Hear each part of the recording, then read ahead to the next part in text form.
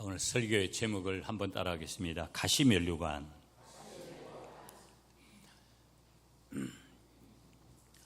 제가 이제 코로나 전까지는 보면 목양실에 있으면 찬양 소리가 목양실에까지 들려요. 코로나19 이후는 찬양 소리가 들리지를 않아요. 제가 오늘도 이렇게 찬양을 하는 거, 저희 교회는 8월달이고 5월달이고 이렇게 쉬는 시간들을 갖잖아요. 물론 그 쉼이라는 것이 평상시에 무슨 새벽 기도를 안 하고 뭐 수요 예배 안 나오시고 하는 분들은 별로 뭐 큰 의미도 없어요. 항상 그러니까.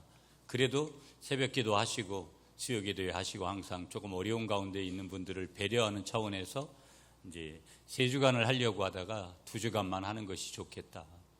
쉬었으면 여러분이 주일날 오면 더 힘찬 그런 찬양이 돼야 되는데 앞에 있는 찬양들은 찬양대로 가는 것 같고 여러분들의 찬양은 여러분들의 찬양대로 가는 것 같아요. 저는 한 주간 동안 기도원에 가서 그래도 또 그 은혜 속에 살고 그렇게 오다 보니까 훨씬 더 그런 것들을 또 이렇게 더 많이 느껴지는데 오늘 아침에 좀 그런 아쉬움들이 느껴져요. 여러분, 내가 쉼이 충분하면 주일에 와서 하나님 앞에 내뿜는 주님 앞에 올려드리는 것이 그 파워라는 것이 영적인 힘이 고래고래 설에 우리가 지르라는 것이 아니라 그래도 하나님을 향해서 올라가는 그 소리들이 있어야 돼요. 여러분의 지친 신음의 소리도 때로는 있지만은 여러분의 큰 에너지를 향해서 남겨진 에너지가 아니라 준비된 에너지를 통해서 어디로 향해 달려가야 되냐면 주님을 향해서. 아멘이시죠? 제발 내가 부탁드리는데 여러분 입만 뻥긋뻥긋하고 새벽이나 제가 이럴 때 보면 이해해요. 새벽에 보면 찬양 잘 안 해요. 찬양이 여러분의 찬양이 저한테로 들려와야 제 찬양이 쉬워지는 거거든요. 무슨 얘기냐면 제가 하기 편하다는 것이 아니라 한 소리로 지금 찬양이 위로 올라가는 거예요. 제가 오늘 그 얘기를 드리는 거거든요. 어떤 경우는 여러분이 지쳐가지고 소리가 안 나올 때도 있어요. 주일을 지쳐가지고 오면 곤란하다고 제가 늘 말씀드려요. 한 목소리로 올라가야 교회에서. 다시 말하면 그렇지 못하다라는 것은 어둠의 영들의 공격을 훨씬 더 받기가 수월하다. 이 말씀을 제가 좀 드리고 싶은 거예요. 여러분, 가짜로 찬양하지 마시고 가짜로 예배드리지 마시고 진짜로 예배드리고 진짜의 찬양을 하나님 앞에 올려드리는 여러분들이 되시기를 축복합니다. 시편에 보면 이 찬양이 얼마나 중요하냐면 황소 한 마리, 그 황소 한 마리를 여러분 어떤 주석들은 뭐 10억의 가치다 뭐 이런 얘기도 하는 것도 있는데 뭐 그렇게 해야 되겠어요. 그렇지만 황소 한 마리 드리는 것보다 찬양 한 곡 드리는 것을 하나님이 그렇게 기뻐하신다는 거. 그러면 교회가 주일날 예배를 드리려고 할 때 뭐부터가 올려가야 되는 거예요? 찬양이. 그런데 제가 볼 때는 뭐가 약한 줄 아세요? 여러분이 회개를 많이 안 하는 거예요. 여러분한테 제가 가끔 그런 말씀 드리잖아요. 근데 굉장히 중요한 거예요. 한 주간 동안 지은 죄들을 회개 안 하고 하니까 소리가 나올 턱이 없죠. 정말 회개한 마음이 되면 여러분 소리가 높아질 수밖에 없어요. 하나님을 향해서 찬양하지 않을 수 없는 거예요. 왜? 그분의 은혜가 그만큼 크기 때문에. 여러분, 우리 올해 표어가 일어나 빛을 발하라예요. 일어나 빛을 발하야 되는데 언제 발하실래요? 주님 앞에 가기 직전에? 우리에게 남겨진 기회가 얼마일는지 아무도 감당할 수가 없어요. 아무도 또 그거를 알아들을 수 없고요. 여러분이 노후를 위해서 준비하는 그런 모든 것들이 아무 의미 없이 날아갈 수 없는 그런 시간들이 우리에게 곧 닥쳐올지 모른다라는 거예요. 나이가 어리고 나이가 젊으니까 여러분 요즘은 젊은 사람들도 훨씬 더 암이 많고요. 우리에게 주어진 시간을 어떻게 이제 하나님 앞에 살아갈 것이냐.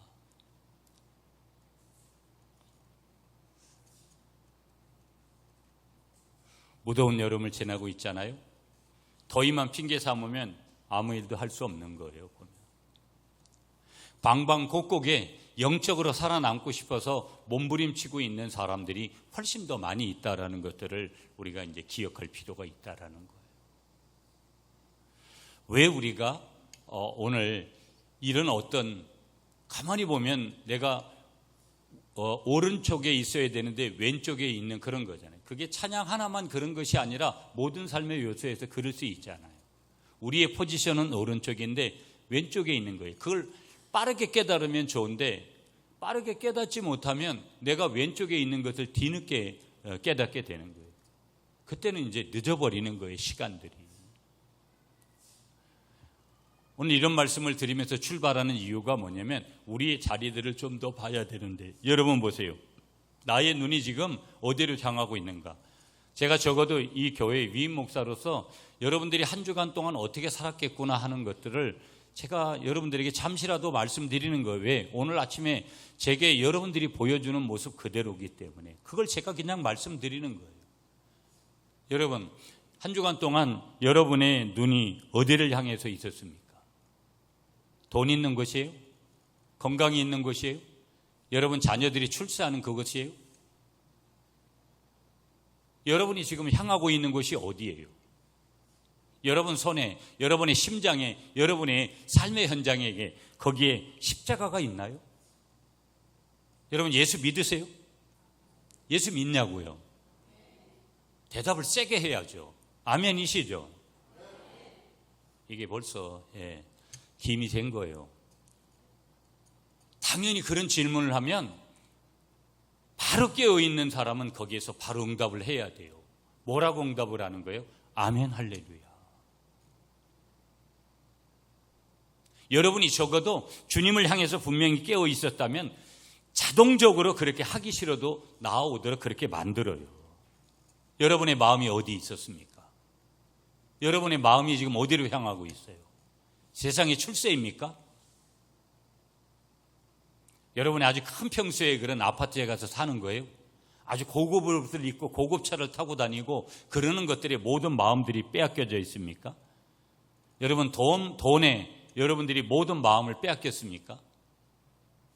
필요치 않다라는 거 아니에요. 항상 말씀드리지만 그런 것들이 우리에게 있어서 필요치 않다라는 거 아니에요. 문제는 거기에만 마음을 빼앗겼느냐? 여러분이 하나님이 주시는 비전을 가지고 살아갑니까? 아니면 그냥 인간적인 야망을 가지고 그 야망 속에서 내 자녀의 출세와 내 가정의 안녕과 내 모든 가족들의 건강만을 추구하는 것입니까? 예수 믿는 건 그런 거 아니고요. 복음은 그런 것도 아니고요. 기독교의 참다운 기독교는 철저히 기복적이면서도 한편에서는 그것은 절대 기독교일 수 없는 거예요.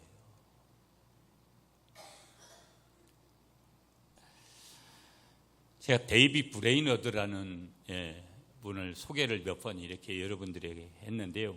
그분이 이런 말씀을 하셨어요. 나는 설교에서 예수 그리스도의 십자가를 빼고 설교한 적이 없다. 저도 여러분 설교를 준비하면서 예수 얘기 많이 하고 십자가 얘기 많이 하고 복음에 대한 것을 항상 빼놓지 않으려고 늘 생각을 해요. 유명한 설교가였던 목회자였던 찰스 스펄전이라는 분이 있어요. 지난 주간에 그분의 책을 조금 읽었는데 그분이 이제 천국 가기 전에 이런 고백을 해요. 나는 나의 평생의 설교와 어떤 내가 했던 그런 어떤 그 신학을 한마디로 요약을 하면 이런 것이다. 예수님께서 나를 위해 십자가에서 죽으셨다라는 것이다.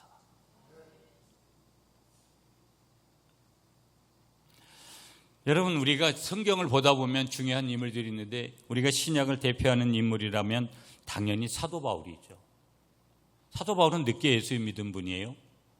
그 당시에 여러분 평균 연령으로 따져보면 굉장히, 그럼에도 불구하고 전 생애를 결혼도 하지 않고 마지막 순교의 제물이 되기까지 그렇게 십자가만을 자랑했던, 그 십자가를 위해서 그렇게 살았던 분이 바로 사도 바울이죠.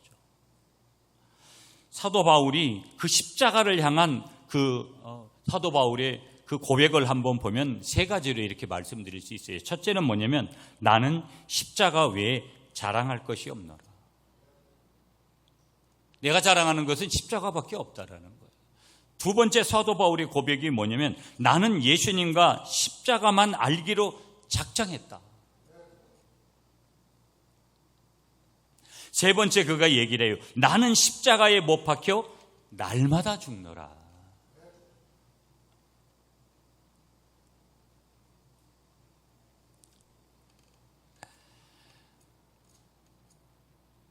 여러분, 우리 기독교는 앞을 봐도 예수고 뒤를 봐도 예수고 옆을 봐도 예수고 위에서 밑으로 내려봐도 예수인 줄 믿습니다.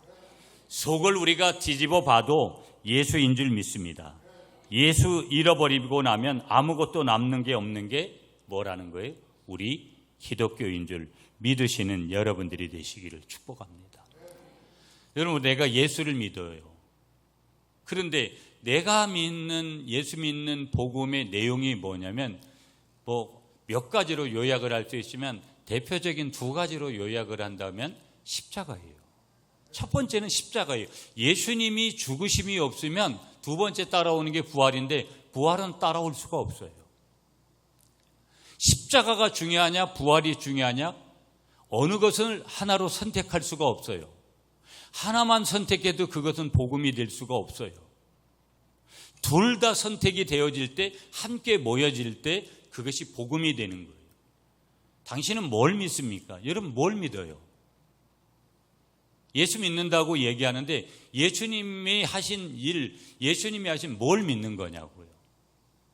제가 이미 답을 드린 거예요. 예수님이 나 같은 죄인을 위하여서 십자가를 져주시고 그분은 하나님이셨는데 인간의 몸을 입고 오셔서 성육신 하셔서 십자가를 져주셔서 그분은 참 하나님이시고 인간이지만 죄가 없으신 분이셔서 참 하나님이시고 참 인간이신 예수님께서 나의 죄를 위하여서 원죄와 조상죄와 자범죄들을 위하여서 모든 죄를 십자가에서 도말해 주신 것을 영단번의 제사를 드려준 것을 내가 믿습니다.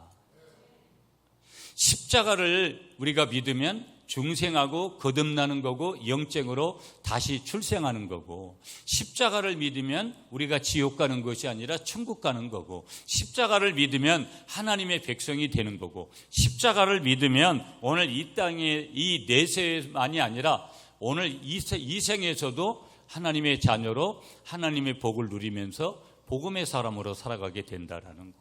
이외에도 여러 가지가 있겠죠. 그러나 중요한 것은 내 죄를 위하여 그분이 십자가를 지셨다는 것을 믿는 십자가고 두 번째는 그분이 죽은 지 3일 만에 부활하셔서 부활의 첫 열매가 되시고 그분만이 부활의 첫 열매가 된 것이 아니라 저와 여러분들도 부활의 귀한 삶을 살도록 하셨다라는 것. 적어도 여러분이 그걸 믿으면 제가 서두에도 말씀드렸지만 그런 힘없는 찬양을 할 수가 없어요. 아무 생각 없이 그냥 앉아있고 아멘을 해야 되는 때에 아멘도 하지 못하는 그런 일을 하는 예는 없어요. 끊임없이 세상이 주는 그런 욕망과 세상이 주는 정욕과 세상이 주는 어떤 것들에 매료돼서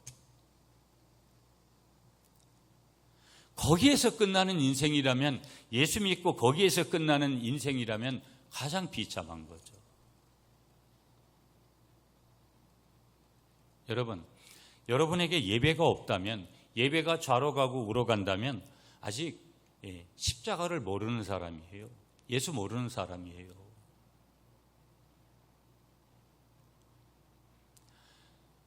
여러분이 들고 다니는 성경이 성경으로만 끝나고 하나님의 말씀으로 그리고 그 말씀 앞에 순종하는 삶이 아니라면 여러분은 가짜지 진짜가 아니에요.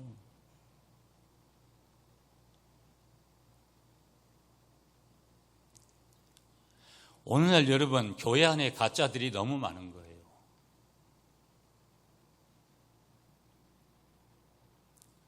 그래서 여러분 오늘 어찌 보면 한국교회가 현주소가 이런 거예요. 코로나19를 통해서도 많이 하나님이 걸으셨는데도 여전히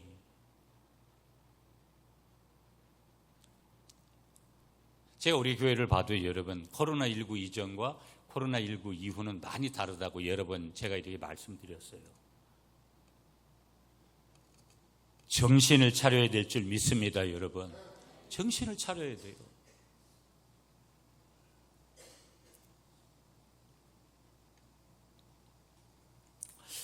자, 우리는 두 번째로 본문으로 한번 돌아가 볼게요.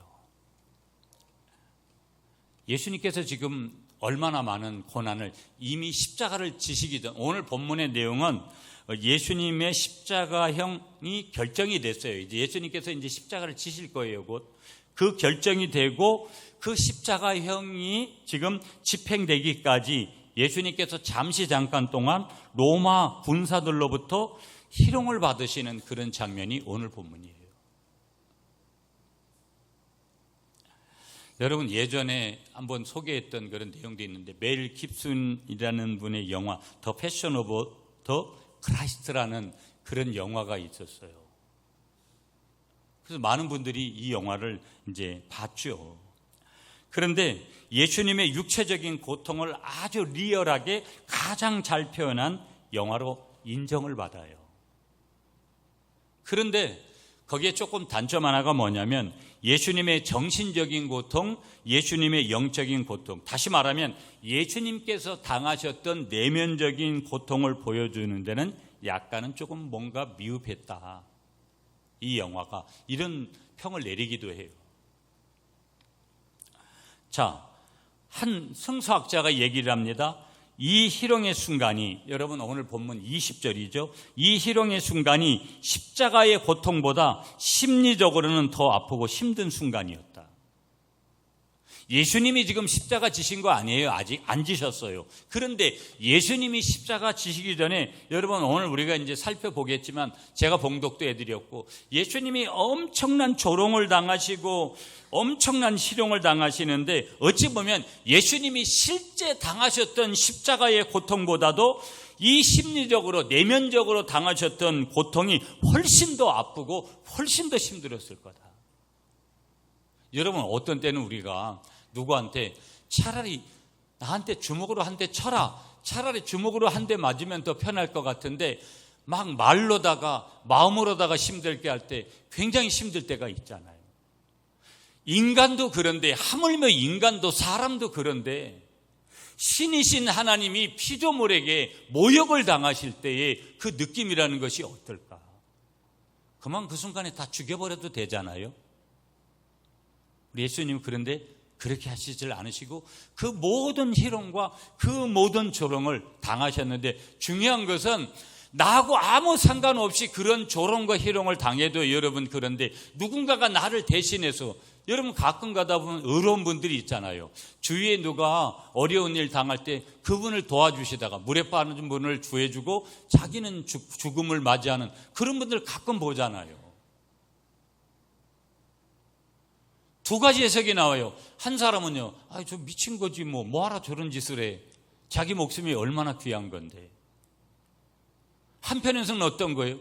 자기 생명까지도 내어놓으면서 그렇게 희생한 그분에 대해서, 그리고 그 희생을 당하신 그분을 통해서 도움을 받은 그 당사자는 평생을 잊을 수 없는 그 은인이 바로 그 사람 아니겠어요? 여러분, 오늘 예수님께서 예수님 당신을 위해서 오늘 조롱을 당하시고 희롱을 당하신 거라면 그랬나 보다 하고 말 수도 있죠, 얼마든지. 그러나 오늘 예수님께서 당하신 희롱과 예수님께서 당하신 조롱은 철저히 우리 인생들을 위하여, 철저히 저와 여러분들을 위하여, 철저히 나를 위하여서 당하신 희롱이요, 나를 향하여 당하신 조롱이라는 것을 오늘 이 아침에 분명하게 믿으시는 여러분이 되시기를 축복합니다. 그래서 중요한 거예요. 그래서 이 말씀을 듣는 거고. 로마 군병들은 예수님을 총독의 관저로 끌고 갑니다. 그 관저 이름이 오늘 16절에 보면은 브라이도리온이라고 그렇게 표현을 해요. 거기 사람들이 모인 자리에서 주님을 부서진 의자에 앉혀놓고 옷을 벗기고 낡은, 거기 옛날 개혁 성경은 홍포라고 얘기를 했고요. 오늘 우리 개혁 개정판은 자색 옷으로 해석을 했는데 그 자색 옷을 입힙니다. 머리에 보니까 지독한 가시, 팔레스타인 아카시아 나무와 시띠 나무, 그리고 잔 가시가 많은 스피나 크리스티 나무, 이 나무를 엮어서 만든 관을 씌우고 손에는 갈대를 들린 다음 그 다음에 무릎을 꿇고 유대인의 왕 만세를 떠들며 조롱을 합니다. 이때 예수님께 침을 뱉고 갈대를 빼앗아 머리를 내려칩니다. 그 조롱은 비열하고 또 한편 잔인했습니다. 이들의 희롱은 즉흥적으로 꾸며낸 것이었습니다. 그러나 그 속엔 깊은 계시적인 의미가 담겨져 있기 때문에 그 계시의 말씀, 하나님의 뜻을 우리가 알고자 하는 것이 오늘 이 사건이죠. 이 예수의 사건은 한 토막도 의미 없이 이루어진 것이 없다라는 것을 우리에게 분명하게 알려주시는 거예요. 자, 그러면 오늘 본문에 보면 오늘 본문 20절, 마가복음 15장 20절입니다. 20절 말씀을 먼저 여러분이 한번 읽어주세요. 시작.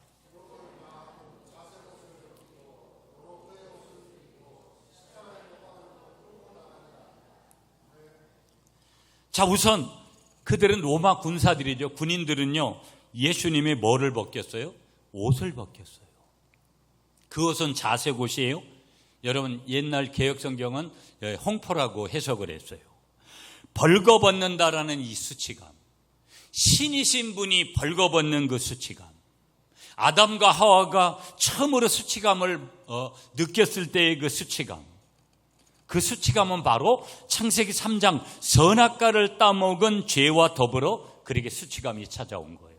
그전에는 그 수치라는 것을, 옷을 벗었어도 수치라는 것을 몰랐어요. 죄라는 것이 있기 때문에 결국은 수치를 깨닫는구나. 그래서 지금 예수님께서 옷을 벗긴다라는 것, 그 로마 군인들이 예수님의 옷을 벗긴다라는 것은 수치고 다른 말로 하면 모멸감을 주는 거예요. 여러분, 저와 여러분의 옷을 누가 벗겨버렸다, 다 벗겨버렸다. 오늘 여러분 여기 교회 안에 있는데 누가 그런 짓을 했다, 한번 생각해 보세요. 아마 어떤 분은 심하면 나 이제 교회 못 나온다고. 수치감의 강도가 엄청나니까. 예수님께서 우리의 죄와 허물을 감추시기 위해서 벌거벗음을 당하신 거라는 거예요. 예수님께서는 내가 당할 수치와 창피를 덮으시기 위해서 예수님께서 친히 그 수치를 어떻게 하셨다? 담당하셨다라는 거예요. 예수님은 예수님의 옷이 벗겨지심으로 장차 우리가 입게 될 흰옷, 영광의 옷을 어떻게 하셨다라는 거예요? 그 영광의 옷을 지금 이 십자가에서 준비하셨다라는 거예요. 여러분, 옷을 벗김을 당한다라는 거, 내가 누군가에 의해서 옷을 벗겨짐을 당한다라는 것은 어떻게 보면 신분이 어떤 의미에서는 박탈되는 거예요. 우리 예수님께서는 나를 하나님의 자녀의 신분으로 높여주시기 위해서 지금 잠깐이지만 자신이 하나님이심을, 하나님의 아들 되심을, 만왕의 왕 되신 신분을 박탈당하고 지금 있는 거예요. 예수님은 예수님대로 일하신 것으로 끝나는 사건이라면, 저와 여러분들하고 이런 사건이 여러분 아무 관련이 없다면 여러분 오늘 이 말씀을 우리가 대해야 될 이유가 하나도 없는 거예요. 그러나 여기에 한 가지만이라도, 적어도 예수님의 옷이 벗겨진 사건이, 적어도 예수님의 십자가와 예수님의 부활을 모르는 그 속에서도 적어도 이 내용을 알고 있다면 우리 그렇게 살지 않을 거라는 거예요. 예수를 안다고 하지만, 여러분 예수를 믿는다고 하지만 여러분 믿지 않는 사람들이 훨씬 더 많아요. 예수 믿는다면 그렇게 살지 않아요. 그렇게 살지를 않는다고요. 좀에 알고서는 안다고 얘기하는 거예요. 퍼센테이지 중에 0.1%를 알고 99.9%가 모르는 것을 안다고 바꿔버리는 거예요. 여러분, 이 구민 갈릴리 교회를 통해서 여러분 정말 예수 만나시고, 말씀을 통해서 예수 만나시고, 그 예수님을 분명하게 믿는 여러분이 되시기를 축복합니다. 종교인 되지 마시고 일평생 종교인으로 살다가 주님 앞에 가서 아무런 말도 못하고 그때 울어봤자 아무런 의미도 없어요. 제가 오늘 이 아침에도 아예 여러분 빨가 벗기는 말씀을 드리는 이유가 뭔지 아세요? 이 뜨거운 8월에 여러분에게 이 말씀을 이렇게 드리는 것은 여러분에게 창피를 주고 싶은 마음에서가 아니에요. 모멸감을 주고 싶어서가 아니에요. 여러분의 그 느끼는 인생에서의 그 모멸감, 여러분이 받는 조롱, 여러분이 인생에서 삶의 자리에서 받는 그 희롱을 예수님께서 대신 지셔서 먼저는 예수님의 옷을 그 로마 군사들이 벗기도록 그렇게 맡기신 사건 속에는 복음의 사건이 있기 때문에.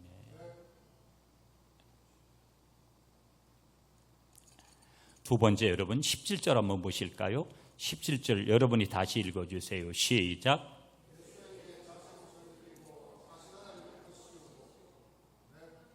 아멘이시죠? 여러분, 예수님은 자색 옷을 입으셨어요. 오늘 성경에 보니까 염색한 옷이에요. 이 자색 옷은 예수님께서 그 개역으로 보면 홍포를 입히신 것은 예수님을 더욱 우스꽝스럽게 만들기 위해서 그렇게 한 거예요. 로마 군인들의 입장에서는, 인간의 편에서는. 여러분, 이 기사가 마태복음에도 나오는데 마태는 이렇게 기록을 해요. 홍포라고 했고 마가는, 요한은 자색옷이라고 그렇게 했는데 사실 자색옷은 황제만이 입을 수 있는 옷이라 아마 로마 군인들의 홍포, 망토, 그러니까 어떻게 보면 자색옷이라는 것은 왕들이 입어야 되는 그런 의미들이 있기 때문에 이런 홍포를 아마 입혔을 것이다. 자, 그런데 홍포가 됐든 자색옷이 됐든 이게 중요한 게 아니에요. 거기에 들려지는 그런 메시지가 중요한데 이 예수님의 홍포는 왕의 홍포가 아니라 죄인의 홍포였다라는 거. 그래서 이사야 1장 18절에는 이렇게 기록해요. 오라 우리가 서로 변론하자. 너희의 죄가 주홍 같을지라도 눈과 같이 희어질 것이요 진홍같이 붉을지라도 양털같이 희게 되리라. 무슨 얘기예요?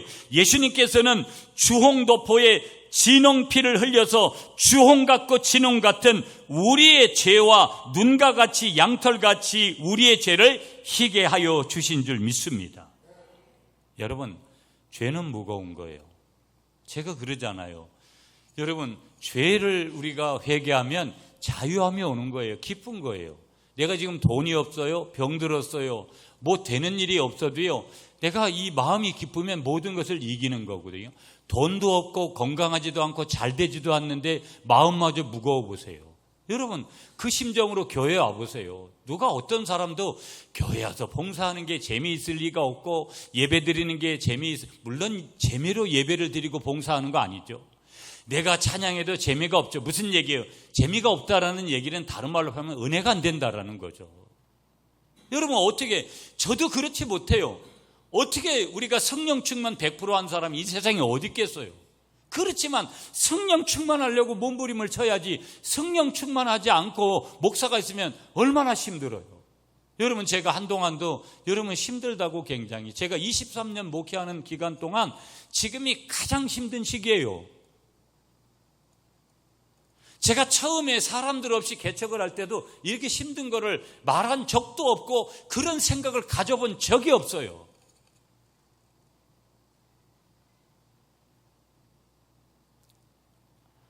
그렇지만 우리가 목회자가 됐든 성도가 됐든 여러분 다 우리는 하나님의 자녀들이지만 그럼에도 불구하고 힘들어도 여러분 그 순간이 지나갈 것을 믿고 희망을 예수 안에 걸지 못한다면 그 세상 사람들이나 우리나 뭐가 다를 게 있어요?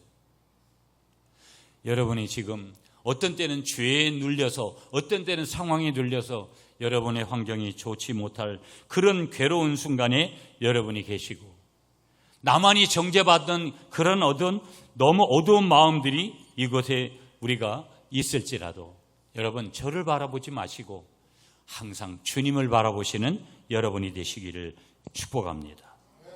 주님께서 여러분의 죄가 진홍같이 붉을지라도 흰 눈처럼 깨끗하게 하실 줄 믿습니다.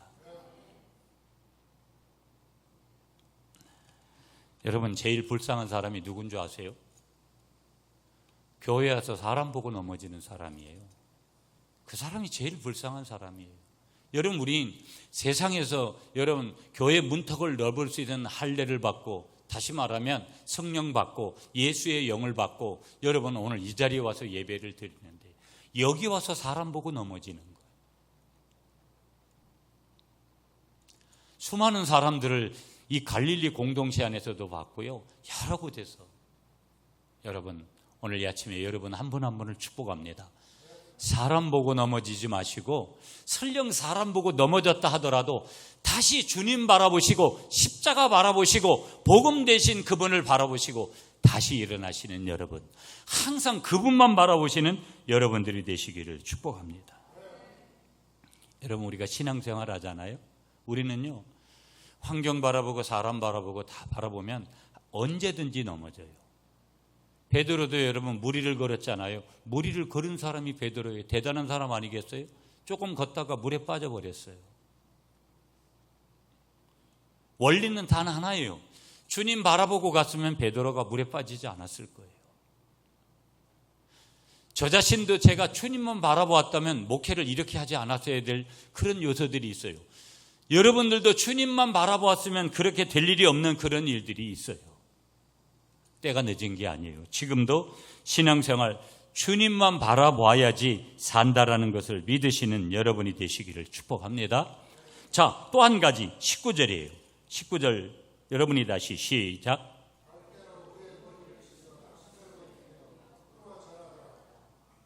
아멘. 예수님은 채찍에 맞으셨다라는 거. 유대인 율법에서는요 40회 이상 채찍질을 못하도록 규정이 되어 있어요. 신명기 25장 3절에 가보면 40가지는 때리느니와, 그러니까 그 이상 때리면 안 된다라는 거예요. 사람이 죽어요. 십자가형을 지는 죄인은 십자가를 지기도 전에 납과 목과 짐승의 뼈가 주렁주렁 달린 채찍을 맞는데, 어떤 분들의 말씀에 의하면 몸이 약한 죄수들은 채찍을 맞는 중에 죽기도 했다는 게, 십자가를 지지도 못하고 십자가에 처형당하지도 못하고 채찍에 맞을 때 이미 죽어버렸다라는 거예요. 이사야 53장 5절 말씀 여러분 잘 아시죠? 예수님께서 채찍에 맞으신 것은 이사야의 예언대로 그가 채찍에 맞음으로 우리는 나음을 받았도다. 예수님이 이 땅에 오셔서 십자가를 지시지 않았다면 지금도 염소 잡아가지고, 여러분 양 잡아가지고 지금도 와서 여러분 맨몸 땡이 하나 들고 와가지고 예배 드리려고 해도 그 예배를 못 드리는데, 어찌 보면 나는 구약의 제사로 여전히 드려진다면 여러분 구원받지 못한 그런 사람일 수도 있어요. 그런 그를, 그런 나를, 그런 우리를 예수님께서, 하나님 그분이 인간의 몸을 입고 오셔서 영원한 단번에 제사를 드려서 채찍에 맞아 주심으로 오늘 저와 여러분들이 나음을 입게 되고 구원을 받게 되고 천국 백성이 된 거예요. 아멘을 좀 크게 하세요. 할 것 같으면 하고 말 것 같으면 말고. 강요하고 싶지는 않은데,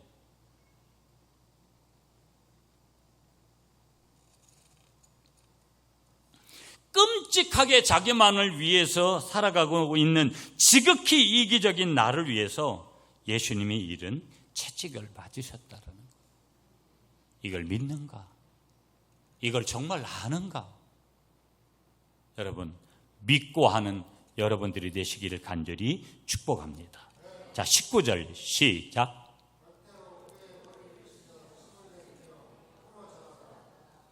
자, 그들은 예수님의 손에 갈대를 드리워 주시고, 예수님은 그 갈대로 왕의 그렇게 예수님을 조롱하는 그런 표현들을 계속해서 하고 있는 것 짧게만 볼게요. 그러면서 17절 하반절에 보면 또한 예수님의 머리에는 뭐가 있는 거예요? 오늘 설교 제목을 여기서 잡았는데 가시 면류관이 쓰여져 있는 거예요. 가시 면류관. 예수님은 유대인의 왕이여 평안할지어다 조롱을 받았어요. 공동 번역하고 표준 세 번역에서는요 유대인의 왕 만세 그렇게 번역을 해요. 예수님의 얼굴에 침을 뱉고 갈대를 빼앗아서 머리를 내려쳤습니다. 그리고 만왕의 왕 예수를 조롱하는 이런 모습을 그들이 자행했어요. 여러분, 이 조롱의 흔적. 저와 여러분들이 거꾸로 지금 예수님을 조롱하고 있는데, 예수님을 조롱하는 오늘 자칭 예수 믿는 사람들의 조롱의 흔적이 뭔지 아세요? 말씀을 읽지 않는 거. 다른 말로 하면 말씀을 먹지 않는 거. 나는 말씀 먹지 않아도 살 수 있어요.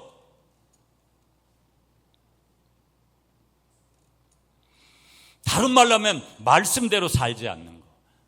말씀을 먹는 게 중요한 게 아니라, 말씀을 읽는 게 중요한 것이 아니라 말씀대로 살려고 하는 것이 중요한데, 이거 참 어려운 거거든요. 말씀대로 살아내려고 하는 거. 우리가 예수님을 조롱하는 두 번째 흔적이 뭔지 아세요? 기도하지 않는 거. 여러분, 저는 제가 이미 여러분들한테도 그랬어요. 기도하라 그래도 하지 않잖아요. 그래서 저도 역시 기도의 자리로 제가 엎드려야지, 뭐 안 하는 사람하고 갔다가 그 안 하는 사람 가지고 뭐라고 얘기할 필요 없어요. 근데 중요한 사실은 그 안 하는 사람을 통해서 악한 영들이 역사를 하니까, 우리 교회뿐만 아니라 여러분 교회 안에 악한 영들의 역사가 오늘 얼마나 큰지 몰라요. 자신이 악한 영들의 도구가 되고 있는데도 그걸 몰라요. 자기의 선함이 대단해가지고 나는 대단하다, 내가 예수님 믿은 지가 얼만데 내가 얼마나 저기 하는데, 교회 안에 한심한 사람들이, 여러분 능력은 나로부터 오는 게 아니에요. 내가 쌓은 부, 내가 쌓은 건강, 내 조건은 다 교만을 향해 가는 거예요. 모든 하나님의 능력이 아닌 것들로 가지고 내가 할 때는 그건 세상에서는 하는 방식이지, 영적인 원리에서는 그런 방법은 통할 수가 없어요. 어떤 분이 너무 무릎을 꿇고 기도를 하니까 의사가 그랬다는 거예요. 목사님, 성도님, 너무 그렇게 무릎 꿇고 기도하지 말라고. 그분이 그런 얘기 했다는 거예요. 내가 예수 믿는 흔적, 야고보가 낙타 무릎으로 그렇게 했듯이 내가 예수 믿는 흔적을 가져야 된다고. 그게 뭐겠어요? 무릎이죠, 무릎. 기도하지 않는 신앙, 기도하지 않는 교회.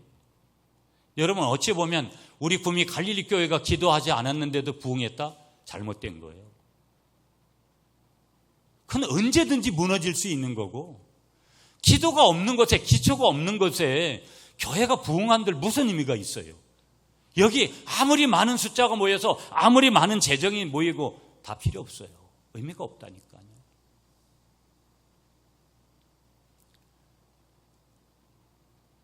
듣는 사람만 순종하겠지만 여러분 기도하세요. 제발 기도하시라고요.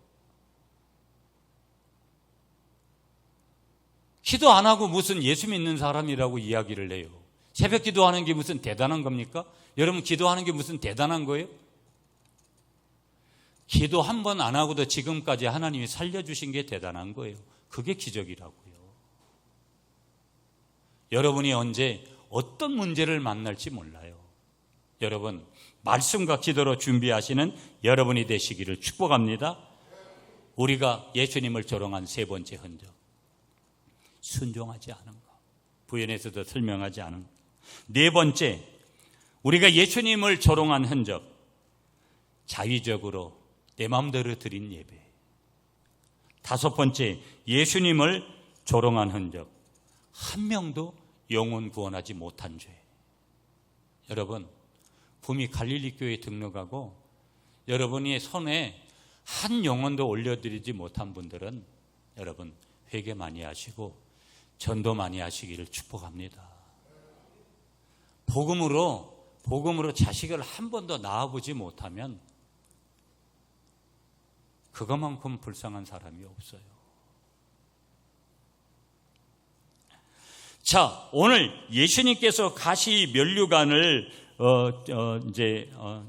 쓰셨는데 오늘 요 짧게 이 세 가지만 좀 더 살펴볼게요. 예수님께서 가시 면류관을 지금 쓰셨는데 이 쓰신 면류관은 한번 따라하세요. 저주의 면류관이 속죄의 면류관이 되었습니다. 갈라디아서 3장 13절에 그리스도께서 우리를 위하여 저주를 받은 바 되사 율법의 저주에서 우리를 속량하셨으니 기록된 바 나무에 달린 자마다 저주 아래 있는 자라. 우리말 성경에는 저주를 받은 바 되사, 헬라어 원문에는 저주가 되었다, 저주 덩어리가 되었다. 십자가는 예수 그리스도께 내려진 저주고 우리의 축복이 되는 줄 믿습니다. 그래서 중요한 거예요. 예수님이 이런 일을 하시고 이런 저기를 하셨다면 인간에게도 이런 은혜를 받으면 평생을 그를 위하여서 우리가 무언가를 하는데 예수님이 저주의 면류관이 속죄의 면류관이 됐구나. 두 번째, 주님의 머리에 상처를 주던 그 면류관이 이제 우리의 상처를 치료하는 면류관이 되었다는 거예요. 한번 따라하겠습니다. 예수님의 면류관은 나의 상처를 치료하는 면류관입니다. 아멘이세요, 여러분? 저도 여러분 23년 동안 교회 안에서 받은 상처가 크고 제가 근자에도 받는 상처가 커요. 사람을 모독을 하고 모욕을 해도 이런 식으로 모욕을 할 수 있나? 이해할 수 없는 그런 일들이 인간으로서는 이해하고 싶지도 않은 그런 일들이 너무 많아요. 여러분이 아무리 구미 갈릴리 교회에 와서 상처를 받았다 한들 제가 받은 상처에 비교하면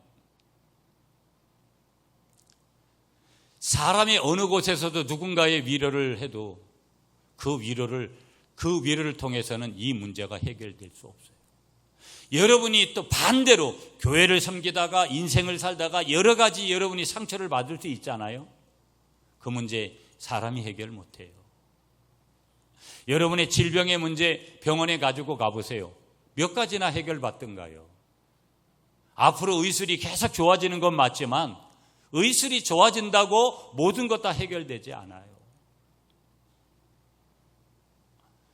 저와 여러분들이 받은 상처들, 저와 여러분의 내면의 모든 갈등들, 아픔들, 육신적인 질병들, 가정의 문제, 직장의 문제, 사업의 문제, 자녀들의 문제, 모든 문제 주님께서 치료해 주시고자 가시 면류관을 쓰신 줄 믿습니다. 한 가지만 더 보면서 오늘 말씀 마칠게요, 여러분. 가시 면류관이 승리의 면류관이 되신 줄 믿으시는 여러분들이 되시기를 축복합니다. 예수님께서 가시 면류관을 쓰시고 죽으셨는데 마치 예수님께서 실패자로 끝난 것 같아요. 그러나 그 가시 면류관은 승리의 면류관이 되어졌다라는 거예요. 예수 믿으면 여러분 교회도 저는 23년 동안 너무나 많은 시간이 흘렀고 저에게는 주어진 시간이 공식적으로는 우리 교회에서 10년밖에 없어요. 반의 반도 지금까지 온 것에 반의 반도 남지를 않았어요.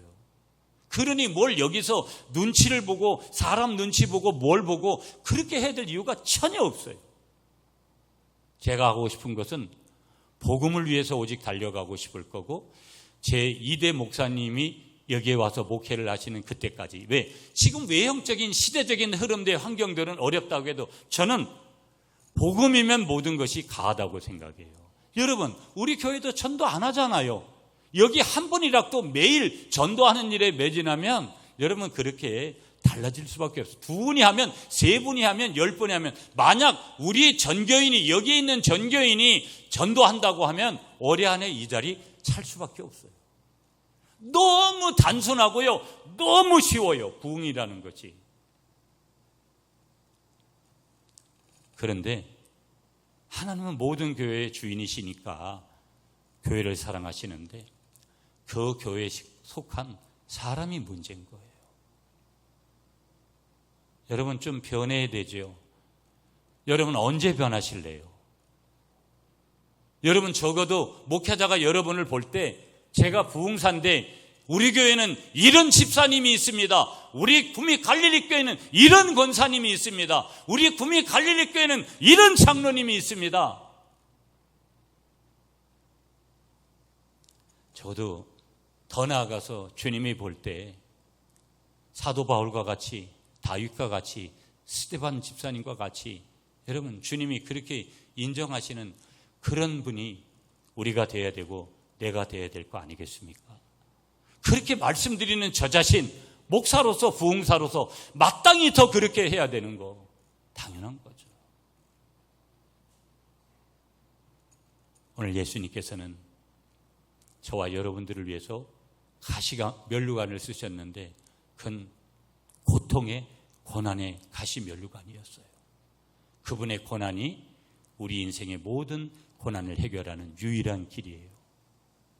그 예수님을 위해서 여러분의 전부를 드릴 그런 각오를 하면서 결단을 하면서 한 번뿐인 인생을 살고 언젠가는 반드시 주님 앞에 서야 되는 날이 있는데 그 주님 앞에 서는 날 내가 무엇라 말할 것인가를 그렇게 준비하는 이 땅의 삶을 살아가시고 주님 주신 가시 면류관 그 은혜를 감사하면서 주어진 사명 앞에 더 최선을 다해 달려가는 여러분들이 되시기를 간절히 축복합니다.